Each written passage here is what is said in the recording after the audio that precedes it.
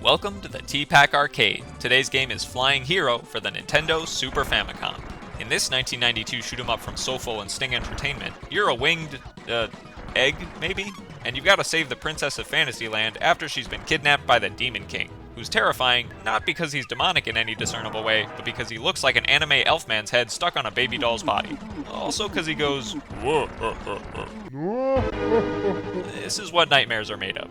But other than that, this game is absolutely adorable. It's a prime example of the cute-em-up subgenre of shooters. I mean, you fly around colorful forests and coral reefs and beaches and stuff, fighting googly-eyed animals and grabbing power-ups from balloons. These power-ups include cupcakes, which increase your spread shot for every 3 collected, and different types of cannons. To be honest though, I like to stick to the standard cannon. The Cloud Blaster is too slow and leaves you pretty vulnerable between shots, and the Lightning Beam has a really short range because it can't shoot over obstacles. Problem is, power-ups tend to gravitate toward you as they float down the screen, so it can be hard to avoid upgrades you don't want. That being said, they are all still useful if you've got a full spread shot going. Plus, each shot upgrade acts as an extra hit point. You can also equip homing missiles, which aren't actually homing missiles. They're homing, things with eyes. Kinda look like some sort of crustacean, and the fact that they're alive is a little creepy. I mean, I'm glad they're tracking down enemies for me, but still a little creepy. And finally, you've got bombs. But they're not screen-clearing bombs, so I actually forgot to use them most of the time. Even though they might have come in handy for the heftier enemies, which this game has in no short supply. Seriously, Flying Hero is like 80% mid-boss and level boss battles. That's certainly not a bad thing. There's a pirate bird complete with a hook hand, eye patch, and, lightning sword.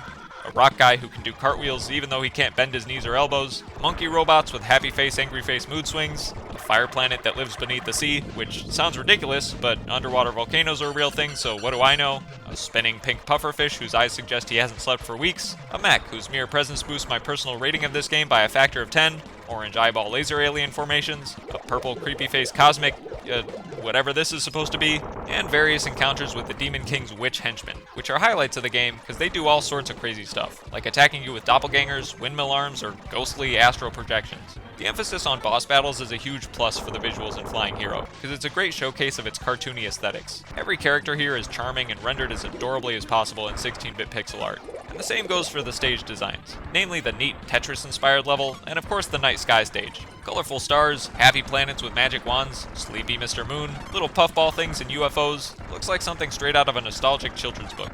And the sound design pairs well with it. The chiptunes have that actiony edge without being too intense for the cute-em-up aesthetic, and I particularly like the underwater music because it has a neat woodblock percussion thing going on that you just don't get much in 16-bit soundtracks. Some of the sound effects here are a bit questionable though, namely the noise that plays when you deflect a projectile, because it sounds like some kind of penalty alarm. Always made me feel subconsciously like I've done something wrong, but maybe that speaks more to a deep-seated internal guilt complex than any substantial sound design criticism.